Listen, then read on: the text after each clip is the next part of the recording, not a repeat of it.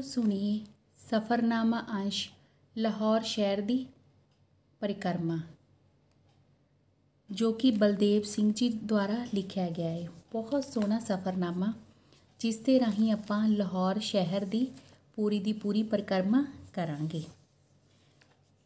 ते चलो फिर आपां लाहौर की परिक्रमा करिए। लाहौर विच साडा अज दूसरा दिन सी।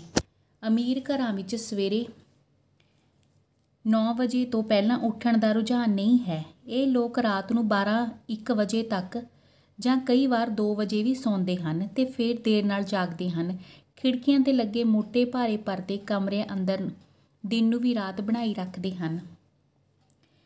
ਇੱਥੇ ਵੀ ਮਲਿਕ ਸਾਹਿਬ ਤੇ ਉਸਦੀ ਬੇਗਮ ਨੂੰ ਛੱਡ ਕੇ ਬਾਕੀ ਸਾਰੇ 9 ਵਜੇ ਤੋਂ ਪਹਿਲਾਂ ਨਹੀਂ ਉੱਠਦੇ। ਅਸੀਂ ਰੂਟੀਨ ਵਿੱਚ ਹੀ 5:30 ਵਜੇ ਜਾਗ ਪਏ ਸਾਂ। ਤਲਵਿੰਦਰ ਪਿਆ ਹੀ ਮੈਨੂੰ ਇਸ ਪਰਿਵਾਰ ਬਾਰੇ ਜਾਣਕਾਰੀ ਦੇ ਰਿਹਾ ਸੀ। 6:30 ਵਜੇ ਦਰਵਾਜ਼ਾ ਖੜਕਿਆ ਤੇ ਮੈਂ ਹੌਲੀ ਜਿਹੀ ਮਲਕ ਸਾਹਿਬ ਨੇ ਆਪਣਾ ਸਿਰ ਅੰਦਰ ਕੀਤਾ। ਹੈਲੋ ਗੁੱਡ ਮਾਰਨਿੰਗ ਮਾਸ਼ਾ ਅੱਲਾ ਸਭ ਖੈਰੀਅਤ ਹੈ ਨਾ। ਮਲਿਕ ਸਾਹਿਬ ਦੇ ਚਿਹਰੇ ਉੱਪਰ ਪੂਰਾ ਖੇੜਾ ਸੀ। ਨੀਂਦ ਵਧੀਆ ਆਈ? ਰਾਤ ਨੂੰ ਕੋਈ ਮੁਸ਼ਕਲ ਤਾਂ ਨਹੀਂ ਆਈ? ਏਸੀ ਕਿਉਂ ਬੰਦ ਕੀਤਾ ਜੇ? ਉਸਨੇ ਲਗਾਤਾਰ ਸਵਾਲ ਕੀਤੇ। ਸਵੇਰੇ ਮੌਸਮ ਠੀਕ ਸੀ, ਮੈਂ ਦੱਸਿਆ। ਤਾਂ ਕੀ ਹੋਇਆ? ਆਖਦਿਆਂ ਉਸਨੇ ਫਿਰ ਏਸੀ ਔਨ ਕਰ ਦਿੱਤਾ। ਚਾਹ ਮੇਰਾ ਮਤਲਬ ਹੈ ਬੈੱਡ ਟੀ? ਪੁੱਛ ਕੇ ਉਹ ਹੋ ਕਰਕੇ ਹੱਸਿਆ। ਹਾਂ ਬੈੱਡ ਟੀ ਤਾਂ ਪੀਵਾਂਗੇ, ਮੈਂ ਉਸਦੇ ਲਹਿਜ਼ੇ ਵਿੱਚ ਕਿਹਾ। ਹੁਣੇ ਹਾਜ਼ਰ ਹੁੰਦੀ ਹੈ ਹਜ਼ੂਰ। ਮੈਂ ਬੈੱਡ ਟੀ ਨੂੰ ਬੈੱਡ ਟੀ ਕਹਿਣਾ ਹੁੰਨਾ। ਇੰਨਾ ਕੁਝ ਘੰਟਿਆਂ ਵਿੱਚ ਮਲਿਕ ਸਾਹਿਬ ਨਾਲ ਇੰਨੀ ਨੇੜਤਾ ਮਹਿਸੂਸ ਹੋਣ ਲੱਗੀ ਜਿਵੇਂ ਮੈਂ ਉਹਨਾਂ ਨੂੰ ਵਰ੍ਹਿਆਂ ਤੋਂ ਜਾਣਦਾ ਹੋਵਾਂ। ਤਲਵਿੰਦਰ ਤਾਂ ਇੱਥੇ 2-3 ਵਾਰ ਆਇਆ ਸੀ। ਮੈਂ ਨਵਾਂ ਸਾਂ। ਉਹ ਮੇਰੇ ਨਾਲ ਵੀ ਇੰਜ ਵਿਹਾਰ ਕਰਦਾ ਸੀ ਜਿਵੇਂ ਮੈਨੂੰ ਵੀ ਉਸੇ ਤਰ੍ਹਾਂ ਜਾਣਦਾ ਹੋਵੇ। ਚਾਹ ਆਉਣ ਤੱਕ ਅਸੀਂ ਦੋਵੇਂ ਨਹਾ ਲਏ ਸਾਂ। ਕਿੰਨੇ ਵਜੇ ਉੱਠ ਪੈਂਦੇ ਜੀ ਹਰ ਰੋਜ਼? ਮਲਿਕ ਨੇ ਪੁੱਛਿਆ। ਮੈਂ 5 ਵਜੇ ਦੇ ਨੇੜੇ ਤੇੜੇ ਉੱਠ ਪੈਣਾ, ਮੈਂ ਦੱਸਿਆ। ਸੈਰ ਕਰਦੇ ਹੋ? ਉਸਨੇ ਫਿਰ ਪੁੱਛਿਆ। ਨਹੀਂ, ਕੁਝ ਦੇਰ ਯੋਗਾ ਕਰਦੇ ਹਾਂ। ਮੈਂ ਵੀ ਬਹੁਤ ਜਲਦੀ ਉੱਠ ਜਾਣਾ। ਤੁਹਾਡੀ ਭਰਜਾਈ ਤੇ ਮੈਂ ਸੈਰ ਕਰਨ ਜਾਂਦੇ ਹਾਂ। ਨੇੜੇ ਹੀ ਪਾਰਕ ਹੈ। 2.5 ਮੀਲ ਦਾ ਚੱਕਰ ਹੈ। ਮੈਂ ਚਾਹ ਨਹੀਂ ਪੀਂਦਾ, ਲੱਸੀ ਪੀਂਦਾ ਹਾਂ। ਬੱਚੇ ਕਦੋਂ ਉੱਠਦੇ ਨੇ? ਮੈਂ ਪੁੱਛਿਆ। ਬੱਚੇ ਆਪਣੀ ਮੌਜ ਨਾਲ ਉੱਠਦੇ ਨੇ। ਮਲਿਕ ਸਾਹਿਬ ਅੱਜ ਉਮੈਰ ਨੂੰ ਜਲਦੀ ਉਠਾ ਦੇਣਾ, ਤਲਵਿੰਦਰ ਨੇ ਕਿਹਾ। ਇਨਸ਼ਾ ਅੱਲਾ ਅੱਜ ਲਾਹੌਰ ਵੇਖਣਾ ਜੀ। Very good. ਤੇ ਉਹ ਚਾਹ ਵਾਲੀ ਟਰੇ ਚੁੱਕ ਕੇ ਚਲਿਆ ਗਿਆ। 11 ਵਜੇ ਅਸੀਂ ਘਰੋਂ ਬਾਹਰ ਨਿਕਲੇ। ਵਿਚਕਾਰਲਾ ਲੜਕਾ ਉਮੈਰ ਅਹਿਮਦ ਆਪਣੇ ਸਾਰੇ ਰੁਝੇਵੇਂ ਛੱਡ ਕੇ ਲਾਹੌਰ ਦੀਆਂ ਮਹੱਤਵਪੂਰਨ ਥਾਵਾਂ ਦਿਖਾਉਣ ਲਈ ਆਪਣੀ ਕਾਰ ਸਮੇਤ ਸਾਡੇ ਨਾਲ ਹੋ ਤੁਰਿਆ। ਸਭ ਤੋਂ ਪਹਿਲਾਂ ਅਸੀਂ ਸਾਈਂ ਮੀਆਂ ਮੀਰ ਦੀ ਦਰਗਾਹ 'ਤੇ ਸਿਜਦਾ ਕਰਨ ਦਾ ਪ੍ਰੋਗਰਾਮ ਬਣਾਇਆ। ਲਾਹੌਰ ਦੇ ਬਾਜ਼ਾਰਾਂ ਦੀਆਂ ਰੌਣਕਾਂ ਵੇਖਦਿਆਂ ਪਤਾ ਨਹੀਂ ਲੱਗਿਆ ਕਦੋਂ ਕਾਰ ਪਾਕਿਸਤਾਨੀ ਆਰਮੀ ਦੇ ਵਰਜਿਤ ਏਰੀਏ ਲਾਗੇ ਪਹੁੰਚ ਗਈ। ਉਮੈਰ ਨੇ ਤੁਰੰਤ ਕਾਰ ਪਿੱਛੇ ਘੁਮਾਈ। ਫਿਰ ਇੱਕ ਜਗ੍ਹਾ ਤੋਂ ਪੁੱਛ ਕੇ ਅਸੀਂ ਸਾਈਂ ਦੀ ਦਰਗਾਹ ਵੱਲ ਕਾਰ ਮੋੜ ਲਈ। ਇੱਕ ਜਗ੍ਹਾ ਦੇਖਿਆ ਖੱਚਰ ਰੇੜੇ ਉੱਪਰ ਆਲੂ ਗੰਢਿਆਂ ਦੀਆਂ ਬੋਰੀਆਂ ਰੱਖੀ ਇੱਕ ਜਣਾ ਸਪੀਕਰ ਕੋਲ ਖੜਾ ਸੀ ਤੇ ਸਪੀਕਰ ਲਾ ਕੇ ਸੌਦਾ ਵੇਚ ਰਿਹਾ ਸੀ। ਇਸ ਤਰ੍ਹਾਂ ਸਾਡੇ ਪਿੰਡਾਂ ਵਿੱਚ ਲੋਕ ਜਾ ਕੇ ਵਸਤਾਂ ਵੇਚਦੇ ਹਨ, ਪਰ ਇੱਥੇ ਤਾਂ ਲਾਹੌਰ ਸ਼ਹਿਰ ਦੇ ਕੋਨਿਆਂ ਵਿੱਚ ਹੀ ਰੁਜ਼ਗਾਰ ਚੱਲ ਰਿਹਾ ਹੈ। ਕੁਝ ਦੇਰ ਬਾਅਦ ਹੀ ਉਮੈਰ ਨੇ ਕਾਰ ਇੱਕ ਪਾਸੇ ਕਰਕੇ ਰੋਕ ਲਈ। ਅਸੀਂ ਇੱਧਰ ਬਹੁਤ ਘੱਟ ਆਨੇ ਉਮੈਰ ਨੇ ਕਾਰ ਨੂੰ ਲਾਗ ਕਰਦੇ ਹੋਏ ਕਿਹਾ। ਇਹ ਸਾਈਂ ਜੀ ਨੇ ਅੰਮ੍ਰਿਤਸਰ ਵਿੱਚ ਹਰਿਮੰਦਰ ਸਾਹਿਬ ਦੀ ਨੀਂਹ ਰੱਖੀ ਸੀ। ਮੈਂ ਦੱਸਿਆ ਤਾਂ ਉਹ ਜਾਣ ਕੇ ਖੁਸ਼ ਹੋਇਆ। ਦਰਗਾਹ ਦੇ ਬਾਹਰ ਫਕੀਰ ਮੰਗਤੇ ਬੈਠੇ ਸਨ। ਫੁੱਲਾਂ ਦੀਆਂ ਦੁਕਾਨਾਂ ਸਨ। ਪ੍ਰਸ਼ਾਦ ਲਈ ਫੁੱਲੀਆਂ ਪਤਾਸੇ ਸਨ।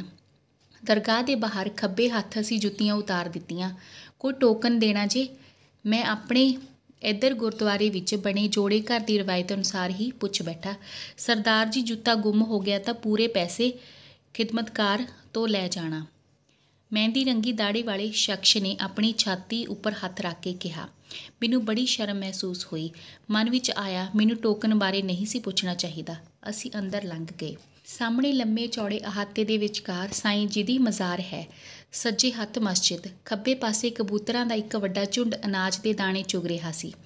ਵੱਡੀ ਦਰਗਾਹ ਦੇ ਸਾਹਮਣੇ ਤੇ ਖੱਬੇ ਪਾਸੇ ਹੋਰ ਵੀ ਕਬਰਾਂ ਸਨ। ਪਤਾ ਲੱਗਿਆ ਕਿ ਇਹ ਕਬਰਾਂ ਸਾਈਂ ਮੀਆਂ ਮੀਰ ਜੀ ਦੇ ਸਕੇ ਸੰਬੰਧੀਆਂ ਤੇ ਰਿਸ਼ਤੇਦਾਰ ਦੀਆਂ ਹਨ। ਮਜ਼ਾਰ ਦੇ ਅੰਦਰ ਸਾਈਂ ਜੀ ਦੀ ਕਬਰ ਦੇ ਦੁਆਲੇ ਬੈਠੇ ਕੁਝ ਮੁਸਲਮਾਨ ਕੁਰਾਨ ਦੀਆਂ ਆਇਤਾਂ ਪੜ੍ਹ ਰਹੇ ਸਨ। ਕੁਝ ਉੱਪਰ ਹੱਥ ਉਠਾ ਕੇ ਦੁਆ ਮੰਗ ਰਹੇ ਸਨ। ਕੁਝ ਪਲ ਉਹ ਸਾਡੇ ਵੱਲ ਹੈਰਾਨੀ ਨਾਲ ਵੇਖਦੇ ਰਹੇ, ਫਿਰ ਆਪਣੇ ਧਿਆਨ ਵਿੱਚ ਲੱਗ ਰਹੇ। ਮਜ਼ਾਰ ਦੇ ਅੰਦਰ ਇੱਕ ਲਾਇਬ੍ਰੇਰੀ ਵੀ ਹੈ, ਜਿੱਥੇ ਮੁਕੱਦਸ ਪੁਸਤਕ ਕੁਰਾਨ ਦੀਆਂ ਪੁਰਾਤਨ ਹੱਥ ਲਿਖਤਾਂ ਅਤੇ ਇਸਲਾਮ ਮਜ਼ਹਬ ਨਾਲ ਸੰਬੰਧਿਤ ਹੋਰ ਕਿਤਾਬਾਂ ਦਾ ਸੰਗ੍ਰਹਿ ਹੈ। ਲਾਇਬ੍ਰੇਰੀ ਵਿੱਚ ਇਹਨਾਂ ਕਿਤਾਬਾਂ ਦਾ ਮੁਤਾਲਿਆ ਕਰਨ ਲਈ ਪੁਰਾਣੇ ਜ਼ਮਾਨੇ ਵਾਂਗ ਚੌਂਕੀਆਂ ਰੱਖੀਆਂ ਹੋਈਆਂ ਹਨ। ਜਿਵੇਂ ਸਾਡੇ ਆੜ੍ਹਤੀਆਂ ਦੇ ਮੁਨੀਮਾਂ ਕੋਲ ਇੱਕ ਸੰਦੂਕੜੀ ਜਿਹੀ ਰੱਖੀ ਹੁੰਦੀ ਹੈ। ਮੁੜਦਿਆਂ ਕਬੂਤਰਾਂ ਲਾਗਿਓ ਦੀ ਲੰਘੇ ਤਾਂ ਬੇਖੌਫ ਦਾਣੇ ਚੁਗਦੇ ਰਹੇ। ਮਨੁੱਖੀ ਸ਼ਕਲਾਂ ਦੇ ਉਹ ਇੰਨੇ ਆਦੀ ਹੋ ਚੁੱਕੇ ਸਨ ਕਿ ਸਾਨੂੰ ਵੇਖ ਕੇ ਉੱਡੇ ਨਹੀਂ। ਬਾਹਰ ਆਏ ਤਾਂ ਪਤਾ ਲੱਗਿਆ ਕਿ ਇੱਥੇ ਜੁੱਤੀਆਂ ਦੀ ਰਾਖੀ ਕਰਨ ਦੇ ਪੈਸੇ ਲਏ ਜਾਂਦੇ ਹਨ। ਜਦੋਂ ਉਮੈਰ ਪੈਸੇ ਦੇਣ ਲੱਗਾ ਤਾਂ ਮੀਆਂ ਜੀ ਨੇ ਕਿਹਾ, ਇਹ ਤਾਂ ਮਹਿਮਾਨ ਨੇ, ਪੈਸੇ ਨਹੀਂ ਲਵਾਂਗਾ। ਹੁਣ ਅਸੀਂ ਹੋਰ ਵੀ ਸ਼ਰਮਿੰਦੇ ਹੋਏ। ਇੱਥੋਂ ਨਿਕਲ ਕੇ ਮੇਰੀ ਇੱਛਾ ਸੀ ਦੁੱਲੇ ਭੱਟੀ ਦੀ ਕਬਰ ਵੀ ਦੇਖ ਲਈ ਜਾਏ। ਆਪਣੇ ਸਮੇਂ ਦਾ ਦੁੱਲਾ ਭੱਟੀ ਮਹਾਨ ਲੋਕ ਨਾਇਕ ਹੈ, ਜਿਸ ਨੇ ਵੇਲੇ ਦੀ ਸੱਤਾ ਨੂੰ ਵੰਗਾਰਿਆ। ਸਾਡੇ ਮੇਜ਼ਬਾਨ ਉਮੈਰ ਅਹਿਮਦ ਨੂੰ ਪਤਾ ਨਹੀਂ ਸੀ ਕਿ ਦੁੱਲੇ ਭੱਟੀ ਦੀ ਕਬਰ ਕਿਹੜੇ ਇਲਾਕੇ ਵਿੱਚ ਹੈ। ਆਪਾਂ ਜੁੱਤੀਆਂ ਰੱਖਣ ਵਾਲੇ ਮੀਆਂ ਜੀ ਨੂੰ ਪੁੱਛੀਏ, ਸ਼ਾਇਦ ਉਹ ਜਾਣਦਾ ਹੋਵੇ। ਤਲਵਿੰਦਰ ਨੇ ਸਲਾਹ ਦਿੱਤੀ ਤਾਂ ਉਮੈਰ ਤਲਵਿੰਦਰ ਨੂੰ ਨਾਲ ਲੈ ਕੇ ਜਾਣਕਾਰੀ ਲੈਣ ਚਲਿਆ ਗਿਆ। ਕੁਝ ਦੇਰ ਬਾਅਦ ਉਹ ਮੁੜੇ ਤਾਂ ਪਤਾ ਲੱਗ ਗਿਆ ਸੀ। ਮਿਆਣੀ ਸਾਹਿਬ ਵੀ ਲਾਗੇ ਹੀ ਆ, ਉੱਥੇ ਤਾਂ ਸਾਰੇ ਲਾਹੌਰ ਨੂੰ ਦਫਨਾਇਆ ਗਿਆ ਏ। ਆ ਕੇ ਉਮੈਰ ਨੇ ਕਾਰ ਉੱਧਰ ਘੁਮਾ ਲਈ।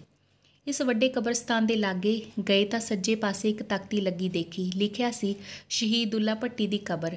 ਹੇਠਾਂ ਤੀਰ ਦਾ ਨਿਸ਼ਾਨ ਸੀ। ਅਸੀਂ ਤੀਰ ਦੇ ਨਿਸ਼ਾਨ ਵੱਲ ਕਾਰ ਮੋੜ ਲਈ ਤੇ ਕਬਰਸਤਾਨ ਦੇ ਅੰਦਰ ਤੱਕ ਚਲੇ ਗਏ। ਸਾਡੇ ਅੱਗੇ, ਸਾਡੇ ਪਿੱਛੇ, ਸਾਡੇ ਸੱਜੇ, ਸਾਡੇ ਖੱਬੇ ਕਬਰਾਂ ਹੀ ਕਬਰਾਂ ਸਨ। ਦੂਰ ਤੱਕ ਜਿੱਧਰ ਵੀ ਨਜ਼ਰ ਜਾਂਦੀ ਸੀ ਕਬਰਾਂ ਦਾ ਜੰਗਲ ਦਿਸਦਾ ਸੀ। ਛੋਟੀਆਂ ਕਬਰਾਂ, ਵੱਡੀਆਂ ਕਬਰਾਂ, ਸ਼ਾਹੀ ਕਬਰਾਂ, ਕੀਮਤੀ ਪੱਥਰ ਲੱਗੇ ਹੋਏ ਕਬਰਾਂ। ਭਾਵੇਂ ਇਸਲਾਮ ਦੀ ਸ਼ਰ੍ਹਾ ਅਨੁਸਾਰ ਕਬਰਾਂ ਉੱਪਰ ਪੱਥਰ ਲਾਉਣ ਦੀ ਮਨਾਹੀ ਹੈ, ਪਰ ਇੱਥੇ ਆ ਕੇ ਪਤਾ ਲੱਗਦਾ ਹੈ ਕਿ ਸ਼ਰ੍ਹਾ ਦੀ ਪਰਵਾਹ ਘੱਟ ਹੀ ਕੀਤੀ ਜਾਂਦੀ ਹੈ। ਸੱਜੇ ਮੋੜ ਕੇ ਥੋੜ੍ਹਾ ਅਗਾਂਹ ਗਏ ਤਾਂ ਸਾਡੇ ਸਾਹਮਣੇ ਦੁੱਲਾ ਭੱਟੀ ਦੀ ਕਬਰ ਸੀ। ਉੱਪਰ ਲਿਖਿਆ ਹੋਇਆ ਸੀ, ਮੈਂ ਭੰਨਾ ਦਿੱਲੀ ਦੇ ਕਿੰਗਰੇ। ਹੇਠਾਂ ਉਸ ਦਾ ਨਾਮ ਅਤੇ ਹੋਰ ਵੇਰਵੇ। ਮੈਨੂੰ ਸਮਝ ਨਹੀਂ ਆਇਆ ਕਿ ਇਹ ਅਧੂਰੀ ਪੰਕਤੀ ਲਾਹੌਰ ਵਾਲਿਆਂ ਕਿਉਂ ਲਿਖੀ। ਅਗਲਾ ਹਿੱਸਾ, ਮੈਂ ਲੁੱਟਾਂ ਤਖਤ ਲਾਹੌਰ, ਵਿੱਚ ਉਹਨਾਂ ਨੂੰ ਕੀ ਖਰਾਬੀ ਨਜ਼ਰ ਆਈ ਜਾਂ ਉਹ ਤਖਤ ਲਾਹੌਰ ਨੂੰ ਲੁੱਟਣ ਦੇ ਸੰਕਲਪ ਤੋਂ ਪੈ ਖਾਂਦੇ ਸਨ। ਇਹ ਮਹਾਨ ਲੋਕ ਨਾਇਕ ਦੇ ਮਜ਼ਾਰ 'ਤੇ ਸਿਰ ਝੁਕਾ ਕੇ ਅਸੀਂ ਕਬਰਾਂ ਦੇ ਪਿੰਡ ਵਿੱਚੋਂ ਬਾਹਰ ਆ ਗਏ। ਗੰਗਾ ਰਾਮ ਚੌਂਕ ਵਿੱਚ ਆਏ ਤਾਂ ਤਲਵਿੰਦਰ ਨੂੰ ਇੱਕਦਮ ਯਾਦ ਆ ਗਿਆ ਕਿ ਇੱਥੇ ਹੀ ਸੁਚੇਤ ਕਿਤਾਬ ਘਰ ਹੈ। ਮਕਸੂਦ ਸਾਹਿਬ ਇੱਥੋਂ ਪੰਜਾਬੀ ਮਾਸਿਕ ਪੰਚਮ ਕੱਢਦੇ ਨੇ। ਜੇ ਹੋਏ ਤਾਂ 2 ਮਿੰਟ ਮਿਲ ਲੈਂਦੇ ਹਾਂ। ਆਪਾਂ ਲੰਚ ਵੀ ਕਰਨਾ ਹੈ, ਉਮੈਰ ਨੇ ਘੜੀ ਵੇਖਦਿਆਂ ਕਿਹਾ। ਇਨਸ਼ਾਅੱਲਾ ਲੰਚ ਵੀ ਕਰ ਲਵਾਂਗੇ, ਇਹਨਾਂ ਨੂੰ ਮਿਲ ਲਈਏ, ਤਲਵਿੰਦਰ ਨੇ ਕਿਹਾ ਤਾਂ ਉਮੈਰ ਦੇ ਚਿਹਰੇ ਉੱਪਰ ਮੁਸਕਰਾਹਟ ਆ ਗਈ। 11 ਸ਼ਰਾਫ ਮੈਨਸ਼ਨ ਦੀ ਦੂਸਰੀ ਮੰਜ਼ਲ 'ਤੇ ਪੰਚਮ ਦਾ ਦਫ਼ਤਰ ਅਤੇ ਮਕਸੂਦ ਸਾਕਿਬ ਦਾ ਸੁਚੇਤ ਕਿਤਾਬ ਘਰ ਹੈ। ਸਾਨੂੰ ਦੇਖ ਕੇ ਉਹ ਬਾਗੋ ਬਾਗ ਹੋ ਗਿਆ। ਪਟਿਆਲੇ ਇਹਨਾਂ ਨੂੰ ਮੈਂ ਪਹਿਲਾਂ ਹੀ ਮਿਲਿਆ ਹੋਇਆ ਸਾਂ। ਜਦੋਂ ਉਸਨੇ ਦੱਸਿਆ ਕਿ ਮੇਰੇ ਪਾਸ ਇੱਥੇ ਲੋਕ ਗੀਤ ਪ੍ਰਕਾਸ਼ਨ ਦੀਆਂ ਛਪੀਆਂ ਸਾਰੀਆਂ ਕਿਤਾਬਾਂ ਨੇ ਤੇ ਅੰਨਦਾਤਾ ਨਾਵਲ ਉਚੇਚਾ ਮੰਗਵਾਇਆ ਹੈ, ਤਾਂ ਮੈਨੂੰ ਆਪਣੇ ਬਾਰੇ ਹੋਰ ਬਹੁਤ ਦੱਸਣ ਦੀ ਲੋੜ ਨਹੀਂ ਪਈ। ਕਾਫੀ ਦੇਰ ਚੜ੍ਹਦੇ ਪੰਜਾਬ ਅਤੇ ਲਹਿੰਦੇ ਪੰਜਾਬ ਦੇ ਪੰਜਾਬੀ ਸਾਹਿਤ ਦੀਆਂ ਗੱਲਾਂ ਹੁੰਦੀਆਂ ਰਹੀਆਂ। ਗੁਰਮੁਖੀ ਅਤੇ ਸ਼ਾਹਮੁਖੀ ਨੂੰ ਦੋਵੇਂ ਪਾਸੇ ਪੜ੍ਹਨ ਅਤੇ ਪੜ੍ਹਾਏ ਜਾਣ ਦੀਆਂ ਅੜਚਣਾਂ ਅਤੇ ਚਿੰਤਾਵਾਂ ਬਾਰੇ ਜ਼ਿਕਰ ਹੋਇਆ। ਉਮੈਰ ਨੇ 2-3 ਵਾਰ ਘੜੀ ਵੇਖੀ। ਮੈਨੂੰ ਮਹਿਸੂਸ ਹੋਇਆ ਸਾਡੀਆਂ ਗੱਲਾਂ ਨਾਲ ਉਹ ਬੋਰ ਹੋ ਰਿਹਾ ਹੈ, ਪਰ ਉਹਦੇ ਚਿਹਰੇ ਦਾ ਪ੍ਰਭਾਵ ਇਹ ਜ਼ਾਹਰ ਨਹੀਂ ਸੀ ਹੋਣ ਦਿੰਦਾ। ਮਕਸੂਦ ਸਾਹਿਬ ਸਾਨੂੰ ਖਾਣਾ ਖਵਾਉਣਾ ਚਾਹੁੰਦੇ ਸਨ, ਪਰ ਅਸੀਂ ਉਮੈਰ ਦੀ ਪਰੇਸ਼ਾਨੀ ਵੀ ਮਹਿਸੂਸ ਕਰਦੇ ਸਾਂ। ਤੁਰਨ ਲੱਗਿਆ ਮਕਸੂਦ ਸਾਹਿਬ ਨੇ ਕਿਹਾ, ਜੇ ਸਮਾਂ ਮਿਲੇ ਤਾਂ ਘੰਟੇ ਕੁ ਭਰ ਲਈ ਆ ਜਾਣਾ, ਪੰਚਮ ਲਈ ਇੰਟਰਵਿਊ ਲਵਾਂਗੇ। ਅਸੀਂ ਹਾਮੀ ਭਰ ਲਈ, ਪਰ ਵਾਪਸ ਆਉਣ ਤੱਕ ਸਾਨੂੰ ਫਿਰ ਸੁਚੇਤ ਕਿਤਾਬ ਘਰ ਜਾਣ ਦਾ ਵਕਤ ਹੀ ਨਹੀਂ ਮਿਲਿਆ। ਘਰ ਆਏ ਤਾਂ ਮਲਿਕ ਸਾਹਿਬ ਨੇ ਦੱਸਿਆ, ਕੋਈ ਐਜ਼ਾਜ਼ ਉੱਲਾ ਨਾਜ਼ ਏ, ਉਸਦਾ ਫੋਨ ਏ, ਤੁਹਾਡੇ ਲਈ ਨਾਸਰ ਬਾਗ ਵਿੱਚ ਚੌਪਾਲ ਸੰਸਥਾ ਵੱਲੋਂ ਰੂਬਰੂ ਰੱਖਿਆ ਜੇ ਤੁਸਾਂ ਨਾਲ ਸ਼ਾਮੀ 7:30 ਵਜੇ। ਤਲਵਿੰਦਰ ਨੇ ਮੈਨੂੰ ਦੱਸਿਆ, ਇਹ ਤਾਂ ਚੰਗੀ ਖਬਰ ਹੈ ਬਾਈਓ, ਲਾਹੌਰ ਦੇ ਬਹੁਤ ਅਦੀਬ ਇਕੱਠੇ ਹੋਣਗੇ ਉੱਥੇ, ਇੱਕ ਨੂੰ ਮਿਲਣ ਜਾਣਾ ਔਖਾ ਏ। ਉੱਥੇ ਸਭਨਾਂ ਨਾਲ ਮੁਲਾਕਾਤ ਹੋ ਸਕੇਗੀ। ਖਾਣਾ ਖਾ ਕੇ ਆਰਾਮ ਕਰਦੇ ਸੀ। ਸ਼ਾਮ ਦੀ ਮਹਿਫਲ ਬਾਰੇ ਸੋਚਣ ਲੱਗੇ। ਨੀਂਦ ਪਤਾ ਹੀ ਨਹੀਂ ਲੱਗਾ ਕਿਹੜੇ ਵੇਲੇ ਆਈ। ਉਦੋਂ ਹੀ ਜਾਗੇ ਜਦੋਂ ਮਲਕ ਸਾਹਿਬ ਨੇ ਆ ਕੇ ਆਖਿਆ, ਹੈਲੋ ਹੈਲੋ, ਵੈਲਕਮ ਵੈਲਕਮ। ਅਸੀਂ ਦੋਵੇਂ ਉੱਠ ਕੇ ਬੈਠ ਗਏ। ਮੈਂ ਚਾਹ ਆਇਆ, ਹੁਣੇ ਆਂਦੀ ਹੈ, ਆ ਕੇ ਮਲਿਕ ਸਾਹਿਬ ਮੇਰੇ ਲਾਗੇ ਹੀ ਬੈੱਡ ਉੱਪਰ ਬੈਠ ਗਏ। ਰਾਤੀ ਨਾਸਰ ਬਾਗ ਜਾਣਾ ਜੀ? ਉਸਨੇ ਪੁੱਛਿਆ। ਇਨਸ਼ਾਅੱਲਾ ਸਾਡਾ ਦੋਸਤ ਆਏਗਾ ਤੇ ਲੈ ਜਾਏਗਾ, ਤਲਵਿੰਦਰ ਨੇ ਸ਼ਰਾਰਤੀ ਲਹਿਜ਼ੇ ਵਿੱਚ ਕਿਹਾ। ਮਲਿਕ ਸਾਹਿਬ ਹੋ ਕਰਕੇ ਹੱਸ ਪਏ ਤੇ ਮੇਰੇ ਵੱਲ ਦੇਖਦਿਆਂ ਉਸਨੇ ਤਲਵਿੰਦਰ ਵੱਲ ਇਸ਼ਾਰਾ ਕੀਤਾ, ਬੜਾ ਸ਼ੈਤਾਨ ਏ। ਹੁਣ ਤਲਵਿੰਦਰ ਵੀ ਹੋ ਕਰਕੇ ਹੱਸਣ ਲੱਗਾ। ਕੀ ਵੇਖ ਆਏ ਜੇ ਬਲਵੰਤ? ਮੈਂ ਬਲਵੰਤ ਨਹੀਂ, ਬਲਦੇਵ ਸਿੰਘ ਆ ਮਲਿਕ ਸਾਹਿਬ। ਓ ਸੌਰੀ, ਮੈਨੂੰ ਸਰਦਾਰਾਂ ਦੇ ਬਹੁਤੇ ਨਾਮ ਇੱਕ ਤਰ੍ਹਾਂ ਦੇ ਹੀ ਜਾਪਦੇ ਜੇ। ਮਲਿਕ ਸਾਹਿਬ ਫਿਰ ਹੱਸ ਪਏ। ਅਜੇ ਤਾਂ ਲਾਹੌਰ ਦਾ ਇੱਕ ਕੋਨਾ ਹੀ ਵੇਖਿਆ ਏ, ਮੈਂ ਦੱਸਿਆ। ਉਮੈਰ ਜਿੰਨਾ ਵਿਖਾਂਦਾ ਏ ਵੇਖ ਲਓ। ਇੱਕ ਦਿਨ ਮੈਂ ਚੱਲਾਂਗਾ, ਮੈਂ ਦੱਸਾਂਗਾ ਤੁਸਾਂ ਨੂੰ ਲਾਹੌਰ ਦੀਆਂ ਗਲੀਆਂ, ਪੁਰਾਣਾ ਲਾਹੌਰ ਵੀ ਵੇਖਾਂਗੇ। ਮੈਂ ਚਾਹ ਲੈ ਆਵਾਂ, ਆਖ ਕੇ ਉੱਠ ਖੜਾ ਹੋਇਆ। ਜਦੋਂ ਬਾਹਰ ਚਲਿਆ ਗਿਆ ਤਾਂ ਤਲਵਿੰਦਰ ਨੇ ਕਿਹਾ, ਬੜਾ ਵਧੀਆ ਬੰਦਾ ਜੇ ਯਾਰ, ਆਪਣੇ ਤਾਂ ਪੰਜਾਬੀ ਇਉਂ ਬੋਲਦੇ ਐ ਜਿਵੇਂ ਕਿਸੇ ਨੇ ਖਰਖਰਾ ਕਰਨਾ ਹੋਵੇ। ਜਦੋਂ ਇਹ ਬੋਲਦੇ ਨੇ ਜੀ ਕਰਦਾ ਏ ਸੁਣੀ ਜਾਈਏ। ਮੈਂ ਕਿਹਾ ਹੀ ਸੀ ਕਿ ਬਾਹਰ ਮੱਧਮ ਜਿਹੀ ਠੱਕ ਠੱਕ ਹੋਈ ਤਾਂ ਤਲਵਿੰਦਰ ਨੇ ਖੁਸ਼ ਹੁੰਦਿਆਂ ਕਿਹਾ, ਵੈਲਕਮ ਸਰ। ਮਲਿਕ ਸਾਹਿਬ ਚਾਹ ਵਾਲੀ ਟਰੇ ਲਈ ਲੈ ਕੇ ਅੰਦਰ ਆ ਗਏ। ਸੋ ਇਹ ਸੀ ਬੱਚੋ ਲਾਹੌਰ, ਠੀਕ ਹੈ ਨਾ। ਤੇ ਆਪਾਂ ਲਾਹੌਰ ਘੁੰਮੇ ਆਏ ਸਫ਼ਰਨਾਮੇ ਦੇ ਰੂਪ ਦੇ ਵਿੱਚ। ਦੇਖੇ ਆਪਾਂ ਕਿੰਨੇ ਚੰਗੇ ਲੋਕ ਨੇ ਉੱਥੋਂ ਦੇ, ਹੈ ਨਾ। ਤੇ ਹੁਣ ਚਲੋ ਫਿਰ ਆਪਾਂ ਪ੍ਰਸ਼ਨ ਉੱਤਰ ਕਰੀਏ ਬੱਚੋ ਇਸ ਦੇ ਨਾਲ ਸੰਬੰਧਿਤ। ਤੇ ਸਭ ਤੋਂ ਪਹਿਲਾਂ ਆਪਾਂ ਜੋ ਵੱਡੇ ਪ੍ਰਸ਼ਨ ਨੇ ਉਹ ਕਰਾਂਗੇ, ਠੀਕ ਹੈ। ਫਿਰ ਉਸ ਤੋਂ ਬਾਅਦ ਤੁਹਾਨੂੰ ਛੋਟੇ ਉੱਤਰਾਂ ਵਾਲੇ ਪ੍ਰਸ਼ਨ ਦੱਸਾਂਗੇ। ਮੈਂ ਵੀ ਬਹੁਤ ਜਲਦੀ ਉੱਠ ਜਾਣਾ।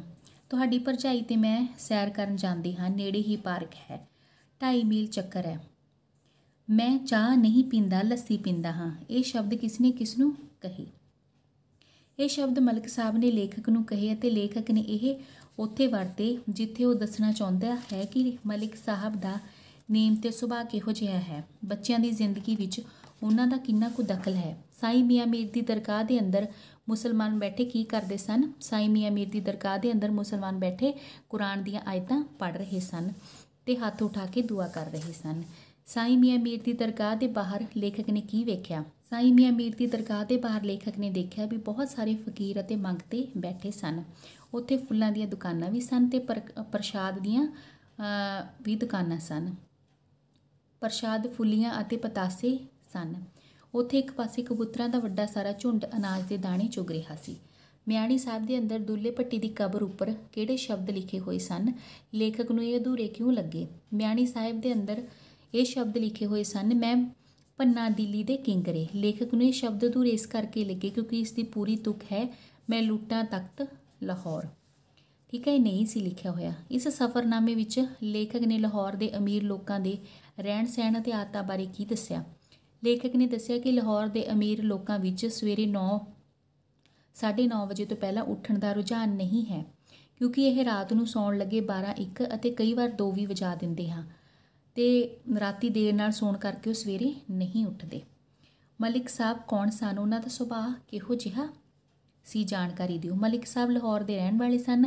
ਉਹਨਾਂ ਦੇ ਘਰ ਵਿੱਚ ਲੇਖਕ ਤੇ ਉਸਦਾ ਸਾਥੀ ਤਲਵਿੰਦਰ ਠਹਿਰੇ ਸਨ। ਉਹ ਬੜੇ ਮਹਿਮਾਨ ਨਿਵਾਜ਼ ਸਨ, ਬਹੁਤ ਚੰਗੇ ਸਨ। ਤਲਵਿੰਦਰ ਪਹਿਲਾਂ ਵੀ 2-3 ਵਾਰ ਆਇਆ ਸੀ ਪਰ ਲੇਖਕ ਪਹਿਲੀ ਵਾਰ ਗਿਆ ਸੀ, ਪਰ ਉਹਨਾਂ ਦੀ ਮਹਿਮਾਨ ਨਵਾਜ਼ੀ, ਚਾਹ ਪੀਣ ਦਾ ਖਿਆਲ ਤੇ ਹੋਰ ਬਹੁਤ ਸਾਰੇ ਖਿਆਲ ਰੱਖਣਾ ਉਹਨਾਂ ਨੂੰ ਬਹੁਤ ਚੰਗਾ ਲੱਗਿਆ। ਤੇ ਉਹ ਸੈਰ ਵੀ ਕਰਦੇ ਸਨ, ਆਪਣੀ ਸਿਹਤ ਦਾ ਧਿਆਨ ਰੱਖਦੇ ਸਨ। ਤਾਂ ਚਾਹ ਨਹੀਂ ਸੀ ਪੀਂਦੇ, ਲੱਸੀ ਪੀਂਦੇ ਸਨ। ਬੈੱਡ ਟੀ ਨੂੰ ਮਾੜੀ ਸਮਝਦੇ ਹੋਏ ਉਹ ਬੈੱਡ ਟੀ ਕਹਿੰਦੇ ਸਨ, ਠੀਕ ਹੈ ਨਾ। ਤੇ ਅੱਗੇ ਆ ਗਿਆ ਸਾਈਂ ਮੀਆਂ ਮੀਰ ਕੌਣ ਸਨ ਤੇ ਉਹਨਾਂ ਨੇ ਕਿਹੜਾ ਇਤਿਹਾਸਿਕ ਕਾਰਜ ਕੀਤਾ? ਸਾਈਂ ਮੀਆਂ ਮੀਰ ਜੀ ਸੂਫੀ ਫਕੀਰ ਸਨ। ਗੁਰੂ ਸਾਹਿਬਾਂ ਨਾਲ ਸ਼੍ਰੀ ਗੁਰੂ ਅਰਜਨ ਦੇਵ ਜੀ ਦੇ ਨਾਲ ਉਹਨਾਂ ਨੇ ਹਰਿਮੰਦਰ ਸਾਹਿਬ ਦੀ ਨੀਂਹ ਰੱਖੀ ਸੀ ਕਿਉਂਕਿ ਸ਼੍ਰੀ ਗੁਰੂ ਅਰਜਨ ਦੇਵ ਜੀ ਨੇ ਉਹਨਾਂ ਤੋਂ ਨੀਂਹ ਰਖਵਾਈ ਸੀ, ਠੀਕ ਹੈ ਨਾ। ਇਹੋ ਉਹਨਾਂ ਦਾ ਇਤਿਹਾਸਕ ਕਾਰਜ ਸੀ। ਤੇ ਹੁਣ ਬੱਚਿਓ ਆਪਾਂ ਜੋ ਛੋਟੇ ਪ੍ਰਸ਼ਨ ਹਨ, ਜੋ ਤੁਹਾਨੂੰ ਪ੍ਰਸ਼ਨ ਦਿੱਤੇ ਹੋਏ ਹਨ ਨਾ, ਇਹਨਾਂ ਤੋਂ ਇਲਾਵਾ ਵੀ ਆਪਾਂ ਤੁਹਾਨੂੰ ਕੁਝ ਹੋਰ ਦੱਸਾਂਗੇ। ਲਾਹੌਰ ਸ਼ਹਿਰ ਦੀ ਪਰਿਕਰਮਾ ਕਿਹਨਾਂ ਨੇ ਲਿਖੀ ਹੈ? ਤੇ ਬਲਦੇਵ ਸਿੰਘ ਜੀ ਨੇ। ਲਾਹੌਰ ਵਿੱਚ ਲੇਖਕ ਕਿਸ ਵਿਅਕਤੀ ਦੇ ਘਰ ਠਹਿਰੇ? ਮਲਿਕ ਸਾਹਿਬ ਦੇ ਘਰ। ਮਲਿਕ ਸਾਹਿਬ ਕਿਸ ਦੇ ਨਾਲ ਪਾਰਕ ਵਿੱਚ ਸੈਰ ਕਰਨ ਜਾਂਦੇ ਸਨ? ਆਪਣੀ ਪਤਨੀ ਦੇ। ਲੇਖਕ ਦੇ ਦੋਸਤ ਦਾ ਨਾਂ ਤਲਵਿੰਦਰ। ਮਲਿਕ ਸਾਹਿਬ ਦੇ ਮੁੰਡੇ ਦਾ ਨਾਂ ਕੀ ਸੀ? ਉਮੈਰ ਅਹਿਮਦ। ਦੁੱਲਾ ਭੱਟੀ ਕੌਣ ਸੀ? ਪੰਜਾਬ ਦਾ ਲੋਕ ਨਾਇਕ। ਲਾਹੌਰ ਵਿਖੇ ਲੇਖਕ ਅਤੇ ਉਸਦੇ ਸਾਥੀ ਕਿਸ ਮਹਾਂਪੁਰਸ਼ ਦੀ ਦਰਗਾਹ 'ਤੇ ਪਹਿਲਾਂ ਦਰਸ਼ਨ ਕਰਨ ਜਾਂਦੇ ਹਨ? ਸਾਈਂ ਮੀਆਂ ਮੀਰ ਜੀ ਦੀ ਦਰਗਾਹ 'ਤੇ। ਸ਼੍ਰੀ ਹਰਿਮੰਦਰ ਸਾਹਿਬ ਦੀ ਨੀਂਹ ਕਿਹਨਾਂ ਨੇ ਰੱਖੀ ਸੀ? ਸਾਈਂ ਮੀਆਂ ਮੀਰ ਜੀ ਨੇ। ਦੁੱਲੇ ਭੱਟੀ ਦੀ ਕਬਰ ਸੰਬੰਧੀ ਜਾਣਕਾਰੀ ਦੇਣ ਵਾਲੀ ਤਖਤੀ ਉੱਤੇ ਕੀ ਲਿਖਿਆ ਹੋਇਆ ਸੀ? ਸ਼ਹੀਦ ਦੁੱਲਾ ਭੱਟੀ ਦੀ ਕਬਰ। ਮਕਸੂਦ ਸਾਹਿਬ ਦੇ ਕਿਤਾਬ ਘਰ ਅਤੇ ਉਸ ਦੁਆਰਾ ਕੱਢੇ ਜਾ ਰਹੇ ਪੰਜਾਬੀ ਰਸਾਲੇ ਦਾ ਨਾਂ? ਕਿਤਾਬ ਘਰ ਦਾ ਨਾਂ ਸੁਚੇਤ, ਕਿਤਾਬ ਘਰ ਤੇ ਰਸਾਲੇ ਦਾ ਨਾਂ ਪੰਚਮ ਹੈ। ਮਕਸੂਦ ਸਾਹਿਬ ਨੇ ਲੋਕ ਗੀਤ ਪ੍ਰਕਾਸ਼ਨ ਤੋਂ ਕਿਹੜਾ ਨਾਵਲ ਮੰਗਵਾਇਆ ਸੀ? ਅੰਨਦਾਤਾ। ਲੇਖਕ ਨੇ ਲਾਹੌਰ ਨਿਵਾਸੀਆਂ ਦੇ ਭਾਰਤੀ ਪੰਜਾਬ ਦੇ ਵਿੱਚ ਜੋ ਪੰਜਾਬੀ ਬੋਲਦੇ ਨੇ ਕੀ ਅੰਤਰ ਦੱਸਿਆ? ਲਾਹੌਰ ਨਿਵਾਸੀ ਜਦੋਂ ਬੋਲਦੇ ਹਨ ਤਾਂ ਜੀ ਕਰਦਾ ਸੁਣੀ ਜਾਈਏ, ਪਰੰਤੂ ਜਦੋਂ ਭਾਰਤੀ ਪੰਜਾਬੀ ਬੋਲਦੇ ਹਨ ਤਾਂ ਇੰਝ ਲੱਗਦਾ ਹੈ ਜਿਵੇਂ ਖਰਖਰਾ ਕਰਨਾ ਹੋਵੇ। ਮਲਿਕ ਸਾਹਿਬ ਬੈੱਡ ਟੀ ਨੂੰ ਕੀ ਕਹਿੰਦੇ ਹਨ? Bed tea. ਮਲਿਕ ਸਾਹਿਬ ਚਾਹ ਦੀ ਥਾਂ ਕੀ ਪੀਂਦੇ ਹਨ? ਲੱਸੀ। ਸੋ ਇਹ ਸਨ ਬੱਚਿਓ ਪ੍ਰਸ਼ਨ ਉੱਤਰ। ਸਾਰ ਜੋ ਹੈ ਉਹ ਆਪਾਂ ਪਹਿਲਾਂ ਹੀ ਤੁਹਾਨੂੰ ਦੱਸ ਚੁੱਕੇ ਹਾਂ ਅਤੇ ਉਸ ਨੂੰ ਤੁਸੀਂ ਲਿਖ ਸਕਦੇ ਹੋ। ਠੀਕ ਹੈ, ਵੱਡੇ ਛੋਟੇ ਪ੍ਰਸ਼ਨ ਉੱਤਰ। ਅਤੇ ਮੈਨੂੰ ਯਕੀਨ ਹੈ ਵੀ ਤੁਸੀਂ ਉਸ ਸ਼ਹਿਰ ਨੂੰ ਵਧੀਆ ਦੇਖਿਆ ਜਿਸ ਬਾਰੇ ਆਪਾਂ ਪੜ੍ਹਿਆ। ਠੀਕ ਹੈ, ਸੁਣਨ ਅਤੇ ਸਮਝਣ ਲਈ ਤੁਹਾਡਾ ਬਹੁਤ ਬਹੁਤ ਧੰਨਵਾਦ ਬੱਚਿਓ।